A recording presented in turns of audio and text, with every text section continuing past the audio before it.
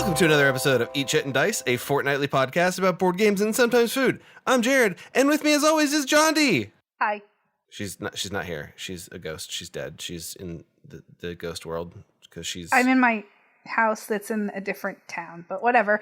So, this week we're talking about boats. Yeah, I'm on a boat featuring T-Pain. So I assume T-Pain is like a rapper or something? Yeah, he's on TikTok. Okay. Well, I only recently learned what TikTok was. Yeah. So I'm old. It's crappy Vine. Well, I didn't know what Vine was until it was already on its way out. So Great. I'm just old. Great. Anyway. So we're just going to jump right in there and talk about being on boats. Yes, please. First game we're going to talk about is Dragon Boats. This is from Maple Games. And we may or may not have picked this entire episode because I wanted to play this particular game. You decide. So, anyway, Dragon Boats is kind of a set collection area control game set in, I don't know, mythological China? Yeah, it's some faraway land that no one has ever heard of called China. It's like a mythological island where... The Middle Kingdom. Yes, because I couldn't pronounce the Chinese word. So we'll just call it the Middle Kingdom. It's an island. You have to get your farmers into like the islands around the island or the land around the island in order to claim farms or to go through the mountain path to claim wisdom. And basically what you're doing with that is you're getting points for the amount of meeples of your color that you have together in the different areas. And then you're also getting points as kind of point-sality in the fact that you are going to get points for different things that you've done in the game, like different sets that you've collected. There are cards that you can get that can make those sets worth more. So that's the basic gist. And the game is super cool because you have these really cool 3D dragon boats that you get to move around like an inch. Yeah, they're not necessary at all. No, but they're super cool. They also are kind of a pain in the butt to put together. A little bit, but I mean, that's kind of the way it is with any game that has like a 3D component like that. It's always a pain to put together, and you just hope that all of them will stay together.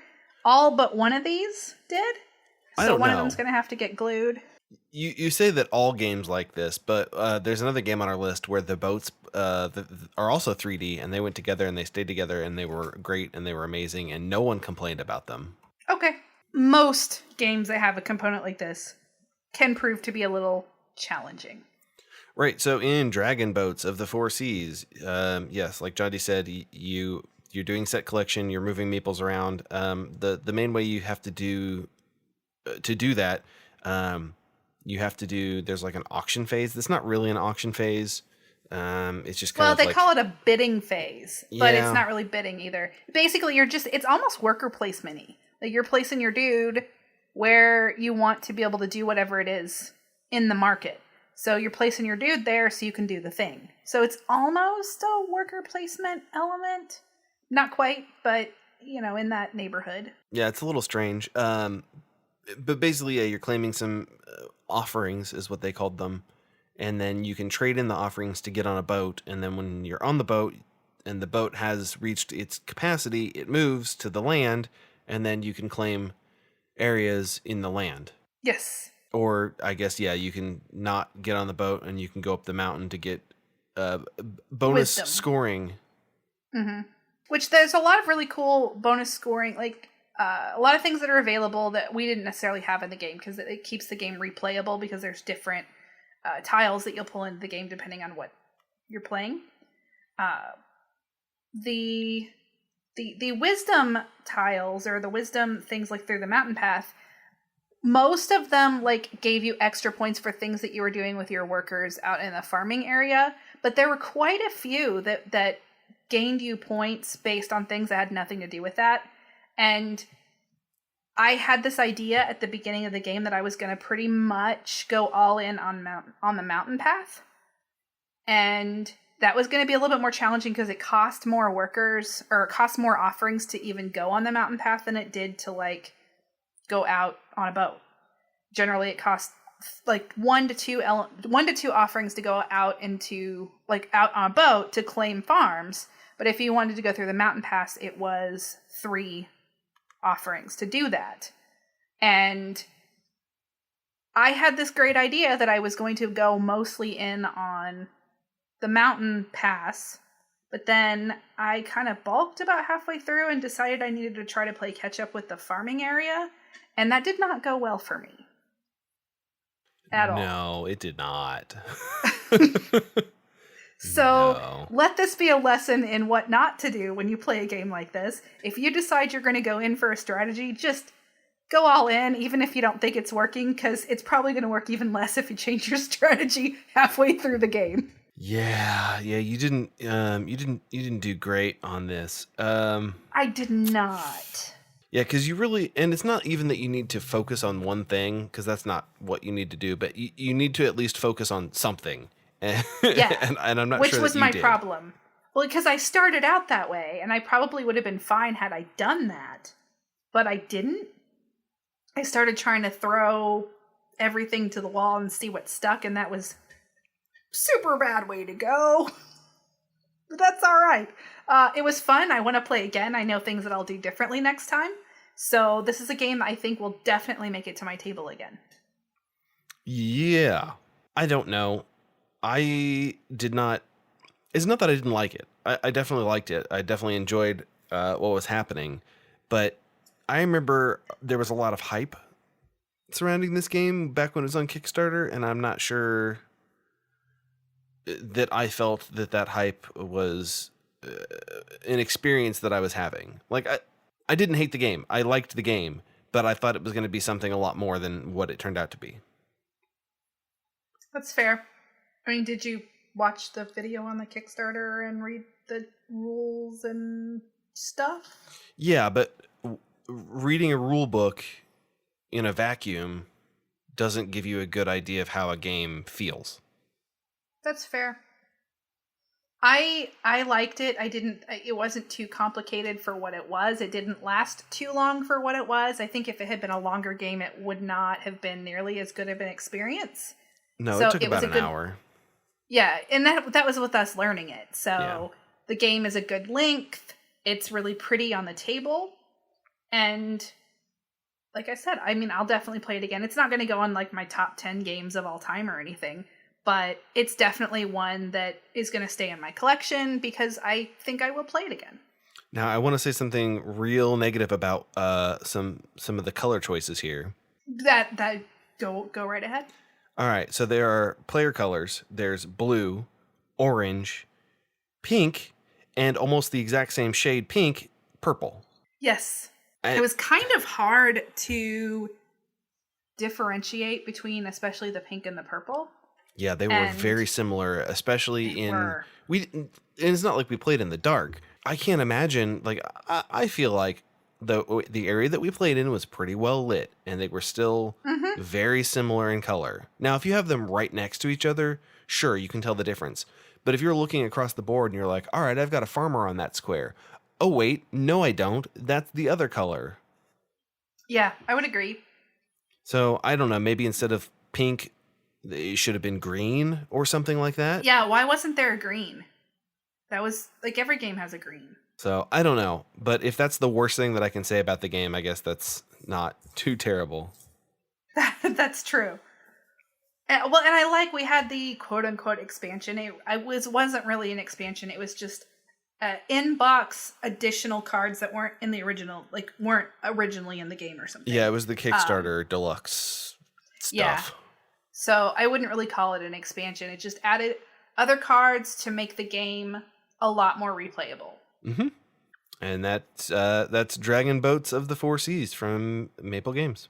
Let's talk about Mississippi Queen from Super Meeple. It's a reprint of a game from a company that I don't remember. I looked it up earlier, and I don't have it in front of me anymore. Oopsie. Well, while you're looking that up, I just should point out that yes, we did indeed listen to the song while we played. Wait, I'm confused. Hold on. Rio Grande printed it in 97, I guess. Anyway, it's just a straight up reprint of a game from the 90s. Is that good? Is that bad? I don't know. You decide, but we had fun. I didn't dislike it. It was probably like lower on my list from this particular set of games as far as which ones I liked and which ones I didn't. I didn't dislike this game. It just didn't feel... The thing that made this game special wasn't the game itself. It was the components. Right, so it is a racing pick up and deliver game where you are traveling down the Mississippi River, I guess. You have to pick up passengers along the way. You have these... They're not 3D printed. Jeremy was very upset about that. I don't know why. But you have these little plastic riverboats, and they have two riverboat wheels. One controls your speed. The other one controls how much coal you have, because these are coal-burning ships. So you have to like manage your coal supply and your acceleration as you move down the river and pick up passengers in a race to the end. And we should point out that you're not just traveling down the river. You're traveling down the river in a paddle boat. Uh-huh. So the components are really cool in the fact that you've got like these little, I don't know, the hexagonal type dice that sit down on either side in your boat, and they're like the wheels on the boat. Go round and round. Yes. And you turn them to show like what your speed is in any turn or how much coal you have, because you have to spend coal to speed up or slow down, which I thought was a really cool aspect of this game. Now it looks to me like pretty much all that they did is they repackaged the original game with the expansion. And seeing as you cannot get those anymore, I think that seems like a pretty good deal. Okay, so here's how here's how it works, right? So we've all played racing games before, right? I'm generalizing and making assumptions. But the idea here is that you want to be the first person to pick up two passengers and get to the end of the river. Now, I have seen the Mississippi River many times in my life, and I don't understand what this game is, but that's okay. Because, like, you got like race to the end of the Mississippi River. There's a dock there, and you unload your passengers. What? Also, every time you play this game, the river's going to be different, because when you move forward to advance into the next tile, you have to roll a die, and it tells you which direction to put the next tile, so that the road, the river, like twists and turns. But I'm real confused about that as well, because again, I've been to the Mississippi River, and it's not that I've memorized it, but if you're a riverboat captain, you would think that you know, like, oh, the river turns left up ahead, but oh, I've rolled the die, and actually it turns right, so now I'm on the wrong side of the river, and oh no, there's an island in the way, and I have to manage my coal and manage my speed, or I'll crash and die. I had a lot of fun playing this. Well, I have like the best picture of you of all time, because you did something super mean to Jeremy and you just were so tickled by what you did. It was great. Yes, because you can crash into other boats and push them out of the way, and also maneuver yourself to block other boats. And why wouldn't you do that? Tell me one reason right now that you wouldn't get in someone else's way and go, oh no, sorry, am I in your way? You're going to have to push me out of the way and use your movement speed to help me move further along. Why wouldn't you? Yeah, I mean, I liked that aspect, that it's not necessarily a game where you're trying to be mean, but it definitely has that aspect, because you want to win and you're going to try to block the other boats, and you know, that is just an aspect of the game. It's not necessarily like a backstabbing game. It's just part of it. Yeah, I wouldn't say that it's a take that style game. We do have one of those on this episode that we'll be talking about shortly, but this one's definitely not a take that. It's more of a, oh, I'm sorry, did I block you? Oh well. Yeah. I mean, us being us, we probably got a little mean on purpose, because we are who we are, right? But it was a fun game, and I thought that the components made it made it fairly unique, and I liked that. I don't know that this is one that I would play a lot, so I'm okay with the fact that I don't have it in my collection, but it was fun. It was interesting. It did some cool stuff that I hadn't seen in other racing games. So. Oh, like what? Like being on a boat? Like, more like the way you determined who is first. Oh yeah. Like when we first started looking at the game, we're like, why would you? They have a little measuring stick, and we were like, why would you need that? You just look and you know who's first. But it's a little bit more tricky than that. because it has to do with like what direction your boat is facing, and you have to like. And what direction the river is going. Yeah. So there were a lot of like factors that would help determine who was in first place that I felt like made the game a little bit more challenging. And I felt like it's a little bit frustrating. When you're an adult, you can't figure out if your boat's winning a race. Well, it's not even that. I mean, some of the ways that they determined who was first, like, okay, if you have the highest speed and you're like an equal distant, sure, fine, you're faster. But it coming down to who's on the right-hand corner of the turn, even if the turn's the wrong turn, I don't know what that's all about. Well, I mean, eventually, if you have two boats that are in the equidistant hex, same speed, same everything, there's got to be something to break that tie. I guess so. Like, mechanically, you can't just go, well, you guys are both going first. You could, but that wouldn't... I mean, I suppose you could. It wouldn't really work very well. It would not work. Anyway, that's Mississippi Queen. By, I guess, originally Rio Grande? Yes, but published now by Super Meeple. Check it out. It's available on Amazon, I'm sure. Also, while you're checking things out on websites, you should check out our website that you definitely go to all the time, and you should follow us on all of the social media platforms that we have. And also, go to Discord that we have. How was that, John D? Was that under 30 seconds? Yes, it was great. And you can buy Eat Chit and Dice swag, too, because we have such a cool logo. Yeah. So thank you to those of you that have purchased t-shirts. We get excited to know people are wearing our t-shirts. Moving on to the next game would be the backstabby game, the aforementioned backstabby game, would be Lifeboats. This one is from, he did not fill out any of our stuff, so I don't know what published. Who makes this? This was published Jared? most recently by Z-Man, and I don't know for sure that it's available right now. But here's the thing. There's like a million used copies of this game that are available to buy because this game ruins friendships and is a great way to end a convention. That's a pretty good assessment because this game is absolutely nothing but being mean to people. You are voting every round on which boat's going to get a hole in it. And once you've decided which boat that is, then you're going to vote on who gets thrown out of the boat. So you're voting on, and you'll have some of your dudes in a variety of the different boats. You might have one in all of them. You might have, them concentrate in certain places. And so you're going to be voting on sinking the other boats. And then you're going to be voting on throwing people overboard. So this game is mean-spirited from the beginning to the end. There's nothing not mean-spirited about this game. So if you don't like those kinds of games, then... And I'm not saying that this game is responsible for any ruined relationships or friendships or any kind of ships other than the ships that are part of the game. I've seen this game get very heated. And as long as you can leave your feelings in the box when you're done playing, and I feel like I have a pretty good track record of doing that, then it shouldn't be a problem. Because, yeah, like John D said, so basically, each turn, you have cards that have colors. And then there's also a captain's hat thing that we'll get into later.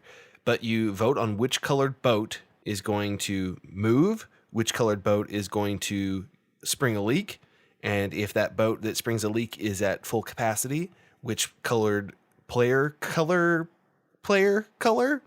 is going to get kicked out of the boat, player color. And then you also have to like play switcheroo and, oh no, I fell out of the boat. I better swim over to the next one. It is a very mean, cutthroat game. The original, I think, German title was Each Man for Himself. And that's absolutely how it seems, because you might forge an alliance with someone. So like if me, John D, and Jeremy are all in a boat together, well, obviously we're going to vote out John D. But if it's me, Jeremy, and Kat in a boat, well, obviously we're going to vote out Jeremy.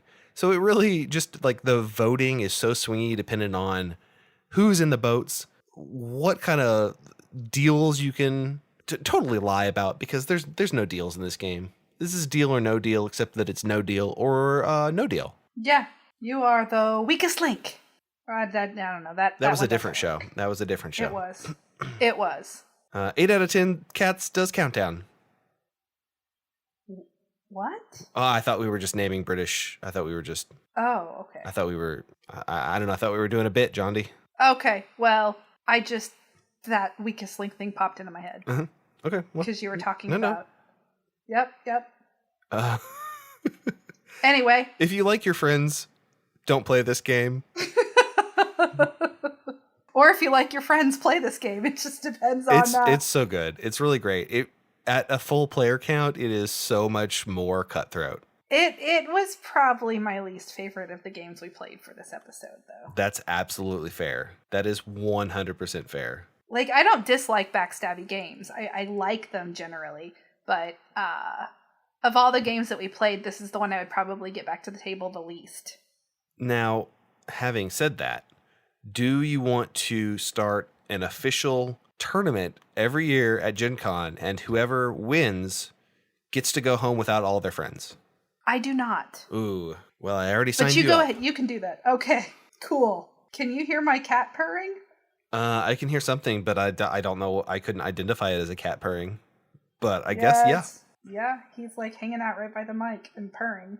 Anyway, if you want to get a copy of Lifeboats, they're out there. They're a little bit pricey, just because it has been out of print for so long, but they're not like astronomical, ridiculous hundreds of dollars. And maybe check out a copy at your favorite board game convention. They probably have one in their library. Yeah, that is very likely.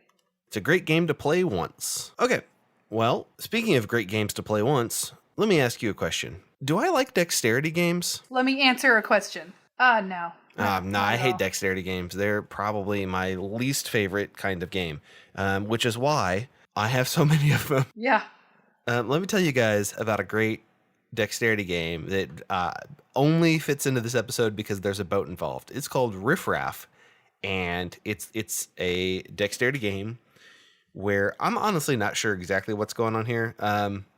I guess you're a pirate. But anyway, you take turns. You have cards that are numbered 1 through 10.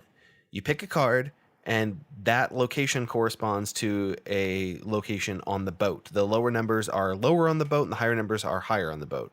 And it's like a 3D wooden boat that's on a gimbal, so it's weighted.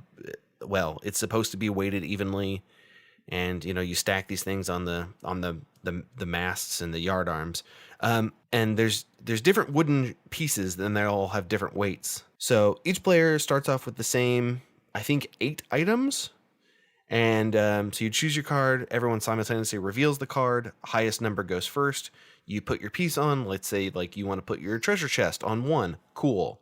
Great. That's probably pretty easy. You want to put a heavy thing at the top? Not so easy. So if you tip the ship over and pieces fall off and you catch them, they're removed from the game. If you do not catch them and they hit the table, those are your items that you then have to place on subsequent turns. And let me tell you, if you knock pieces over, you're probably not going to win. Yeah. So you said you weren't sure what was going on thematically.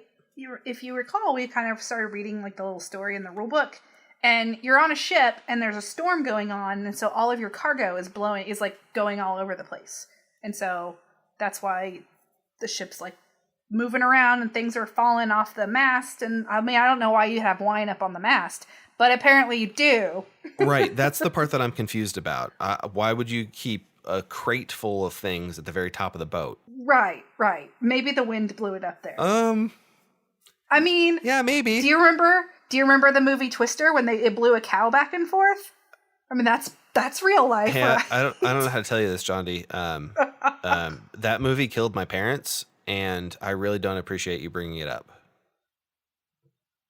I think you just like totally ruined the mood, but no, because my parents are alive. So yeah, there's like John D was saying. Yeah, I don't know if it's wine. It looks like a Final Fantasy potion bottle. But yeah, there's that. There's like a barrel. There's a rat. There's just a little sailor man. And your goal is just to get rid of your pieces and be the first one to do so. Yep.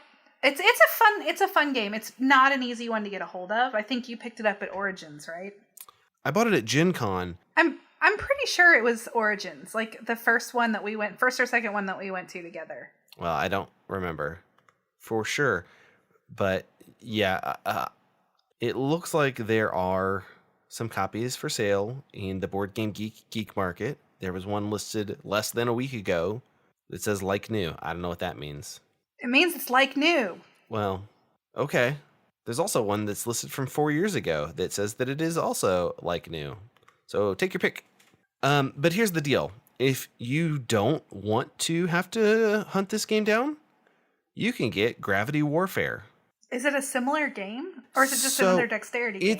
It's not. It's basically Bamboleo, but in space. But it's close enough that, like, okay, instead of a like 3D ship, it's just more like the letter C.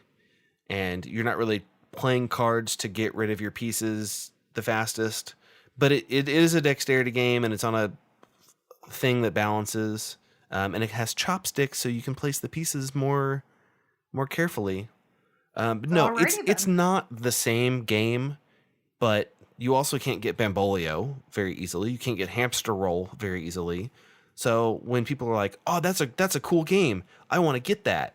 Well, you can, or you can just get a game that kind of feels like these games insofar as it's a dexterity game that has something more going on than just stacking stuff. Mm-hmm. But no, it's not really a suitable replacement. Okay. That's because that's why I thought it was more like Bamboleo. It is more like Bamboleo. But as far as I know, there's nothing that, I can't say it like, oh, you like Riff Raff? Get Bliff Blaff, because it's the same game. Bliff Blaff. Okay. The last game that we're going to talk about today, I think it's the last one. Yes, It's the last one, is Northwind. And this one is, I don't know who makes this one either, because you did not. It's either published by Z-Man or by Cosmos, depending on which printing you want to get. Fair. So this one, Jared feels like it's a re-implementation of Starship Catan. Yeah. I have never played Starship Catan, so I can't agree or disagree there. Now, I'm not saying Starfarers of Catan, the one with the really cool plastic ships and you shake them up. Starfarers of Catan was a card-based game that is basically exactly this. Cool. Well, I thought this one had some really cool mechanics in it. Like what kind of game is this, that's John really D? easy. Oh, well, it's a press your luck game. Wait, what? A press your luck? Well, it's not a press your luck game. Yeah. How? Okay. So here's how the game works. On your turn, there are 3 ports of call that you can set sail from. What you do is you flip over one. If it's a trading place, you can choose to go there. You can only do 2 trading actions per turn. So maybe you're like, I don't want to do that. I'm going to keep going. So you flip over the next one. Nope, don't do that one. Keep going. My move speed is 5 right now. I can do 5 locations. Let's keep going. Oh, I got a fog. Okay, well, I have a choice. Do I want to run away from the pirates that are probably there, or do I want to try to fight the pirates that are there? Okay, cool. I'm gonna roll the dice and try to get it. All right, cool. I won. Let's keep going. It's literally a press your luck game because you press your luck on how far you want to go on your journey. I guess. Okay. I'll give that to you. I didn't feel particularly like I was. Oh, I'm not saying that it's a really good example of a press your luck game, but that is what that mechanic is. Okay, that's fair. There are much better press your luck games. I liked this game a lot, but I didn't feel like I was playing a press your luck game. That's probably a good thing, because that means that it wasn't unfair and totally dependent on luck. Right. So a really cool component of this game is your player board is a big ol' 3D ship. That's pretty awesome. I mean, there's no other reason for this ship to exist other than the fact that it's fun and it's your player board. Yeah. So you put like your food meeples and your people meeples and all of the captains the pirate captains that you capture. They all like fit into little slots on your ship, and then you have to like take them to the different islands to complete tasks. Yeah, because this is a resource like trading game. Yes. And so you're really just trying to get different resources in order to complete tasks. There's 3 islands that you're going to, and the different islands require different things to complete their tasks. And the first person, depending on how many players you were playing with, the first person to get either 8 or 10 tasks, depending on your number of players, wins. And at first it's kind of a slow start because like at first like nobody has the resources they need and it's hard to get those tasks. But once a few tasks start, like once a few rounds have gone through and people start like having those resources, the rest of the game goes pretty quickly. I would say that the best part of the game is the 3D boat. Again, John D is absolutely correct here. There's no reason for this to exist other than if they sold it to you without it, it would just be like 20 tiles or cards and some wooden cubes. So I think at some point someone said, hey, what if, hear me out, what if we make a cool 3D boat for you to put your meeples on? So they did. Yeah, it's a fun game. I enjoyed this one. This one's like in my top 2 for this episode. That's pretty good. Pretty good, John D. Yep. That's pretty high praise. Basing off of my enjoyment of the games, and I enjoyed all of them, but I really liked this one and I really liked Dragon Boats, and I think those two are the two out of these 5 games. Those are my 2 like top picks. Okay. I think that sounds good. I mean, Riff Raff will always be a high listing game for me because it is a dexterity game. And Lifeboats also will be because I personally do not have a problem playing a game like this and putting my feelings in the box when we're done with the game and just leaving them in there. But I know that not everybody plays games like that. So I don't expect this game to be everyone's favorite, but I enjoy it. Dragon Boats, I've already gone over how I felt about that. And Mississippi Queen, I thought is a really nice twist on the racing genre. Yeah. Overall, it's been, it was a really fun 5 games. So, yeah. We were on a boat, sort of, in a game. Yeah. I'm flipping Any burgers. Kickstarters that you're straight into? flipping floppies. Yes, but I can't get my Chrome won't let me click. Can you hear me clicking? I can, but while you're doing that, I'm going to talk about the one that I'm excited about. Okay. I talked about this a while back and said when the Kickstarter was up, I would talk about it again. So Wonderland's War from Skybound Games is a bag builder style game. It's a press your luck bag builder game. And it has got absolutely gorgeous minis. It's Alice in Wonderland. It's got... I can't think of the artist's last name. Manny, that does the art for Dice Throne, does all the art for this game. It's just absolutely really fantastic art. And the game is really fun. So if you watch the Man vs. Meeple round 1, I actually am in that episode playing, which is why I know the game, because I played it. I've actually played it twice. I played it when it was an earlier prototype, and now this version of it. So basically the game has like two parts of a round. The first part is the tea party, and that's when you're getting the things that are going to go into your bag. And then the second part is when all of the characters of Wonderland are going to war, fighting over like the different parts of Wonderland. Wait, is that why it's called Wonderland's War? It is. That's why it's Wonderland's War. It's a really, really fun game. And they've unlocked a lot of really cool stretch goals. They've added the Cheshire Cat as a playable character because of course they did, right?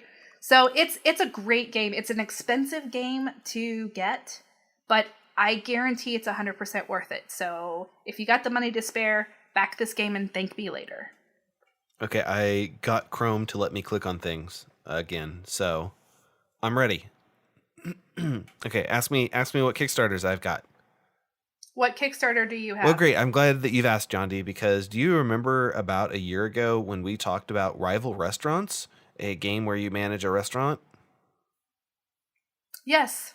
Ah, well, great. I thank you for saying yes. I don't know if you actually remember it, but thank you for yes-anding. They are back on Kickstarter with a reprint and an expansion. Yes, I actually saw that the other day. Yeah. But I am backing 3 games on Kickstarter right now for like well over $300 worth of game. Oh. So no more games for John D. Great. On Kickstarter right now. Well, I'm going to make that situation way worse. So Rival Restaurants they're doing a second Kickstarter with an expansion called Back 4 Seconds. Do you get it? Because it's their second. Because it's a restaurant and you eat there and you have seconds when you eat. Yes. We get it. So anyway, if you want to get I don't remember what I said about the game the first time that it was on Kickstarter. So I'm not going to, talk more about it and rehash all that stuff. But I will say that if you like food games and restaurant games and management games, there's a bunch of new recipes and I think like 5-6 new chefs, 4 new restaurants, 5 new chefs, 24 new restaurant cards. So it'll add more to the game, obviously. And if you back it real quick, there's a replacement box, a wooden insert that they're calling the bento box. So if you're into custom inserts, go look at that. But who cares about that, right? Because I'm here today to tell you about Batman, the Animated Series Adventures. Return to the animated series of Gotham City as Batman in the next entry in the Adventures Universal Game System. John D. Hey, John D. Uh-huh, yeah. Do you remember the Ninja Turtles board game? Yep. From IDW? Yep. It's that, but Batman.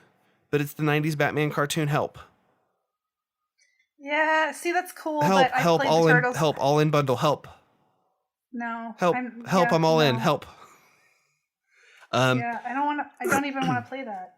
This is a cooperative, I guess you'd call it like a miniatures game, but it's not really. I mean, it sort of is. It has miniatures, but it's not like a tactical tabletop war game. It's kind of like a spin on the zombie side formula. But it has all of the 1990s like Kevin Conroy Batman stuff. So, if you want to play as Kevin Conroy Batman, and you can play as somehow, don't ask me how, you can play as Jim Gordon. You can do that. You can fight evil Mark Hamill Joker. Oh no. This looks great. And they are saying, and I don't know how it'll work because I didn't read that whole thing, that there's going to be integration. All of the games in this system are going to be compatible. So you should be able to mix and match Batman with Ninja Turtles. Okay. Yeah. I mean, I feel like I've already played that Ninja Turtles game like 9 times. I don't really need to play that again. Even if it's fair. Different characters. That's fair. I am super excited about it. Because check this out. John D, are you seeing what I'm seeing? Do you see this on my screen? You can. Because I'm No, I know. not there I know. with you. There's a lot of stuff here. They've got these are their numbers. I'm just going to read them off. 22 unique sculpts, 40 total miniatures, 24 co-op and competitive battles, 23 custom dice, 155 pieces of original art. So yeah, you can play as Batman, Commissioner Gordon, Batgirl, Robin, Catwoman, and then you scroll all the way down here and they've got your unlocked stuff. Alfred Pennyworth. Don't ask me how you're going to play as Alfred. I don't know. Okay, here we go. I don't know. Have you seen Alfred in Gotham? He's pretty... No, I didn't watch that show because hardcore. Batman's not in it. You also get Grey Ghost. You get Zatanna as a hero that you can play as. That's crazy. You get... oh, my... What? You can... There's so much stuff here, guys. I am not seeing, and I'm sure this is something that I've overlooked. I don't know that Harley Quinn is here. Oh, there she is. Okay. I was going to say, you can't have the 90s Batman cartoon without Harley. But she's there. Don't worry. This is... It's a lot, and I might have accidentally bought it all. So, hooray. Well, cool. You can play it, John D. When it gets here, I'll let you play it. I've got like an exclusive... There's Kickstarter exclusive stuff that comes with like...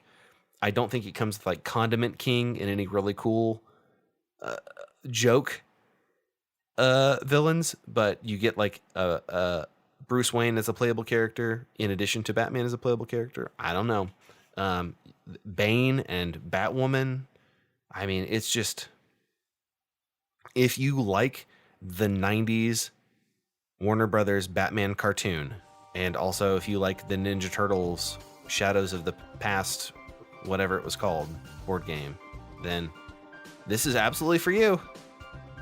Yeah, look at this. Jervis oh my Okay, God. okay. You have Clock talked King? enough about the Batman game. So, until next time, Jared. Until next time, you can back this game on Kickstarter. Okay. Anyway, you can eat Chit. And dice. Okay, I'm done. I have to go. Okay. You get Alfred Pennyworth, you get villains. Okay, I'm going to hang up now. It's only $225.